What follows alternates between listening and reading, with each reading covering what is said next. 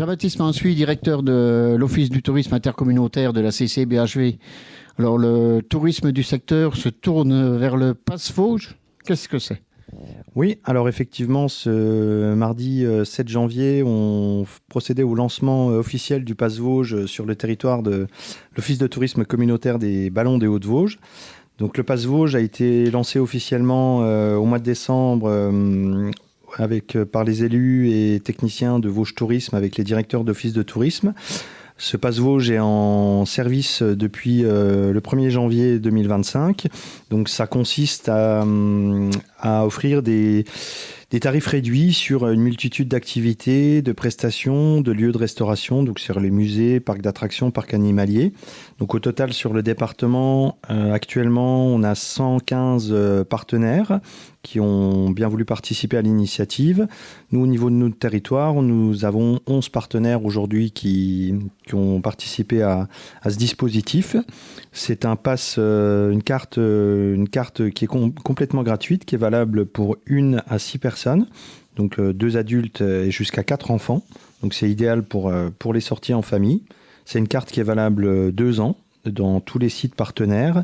On a un petit QR code au dos de la carte qui permet de voir les différents sites et prestataires partenaires. Et les partenaires, tu dis qu'il y en a une petite douzaine. Il y en a 11 sur le territoire de la Comcom.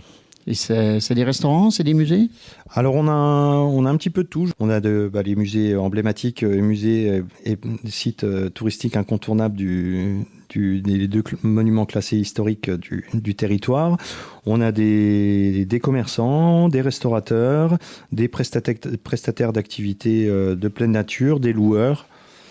Donc pour tous vous les citer, le casino de Bussan, les hautes mines du Thillot, e-bike Oxygène à Bussan, la ferme du Houtrou à Rue-sur-Moselle, le restaurant du Châtelet à Ferdru, l'auberge du Tilleul au Ménil, Rando Sud-Vosges, le Théâtre du Peuple à Bussan, GP Motoculture à Fraisse-sur-Moselle, Madame Marsepoil Balin en Calèche à Bussan et le restaurant Les Sapins au Ménil. Donc c'est très diversifié. Oui. Mais comment l'obtenir alors ce pass ? Alors tout simplement en se rendant dans les bureaux de l'Office de tourisme. Donc c'est disponible dans tous les bureaux d'Office de tourisme du département. Nous sur notre territoire, donc à Bussan, Saint-Maurice, le Ménil, le Thillot et Rue pendant la période estivale.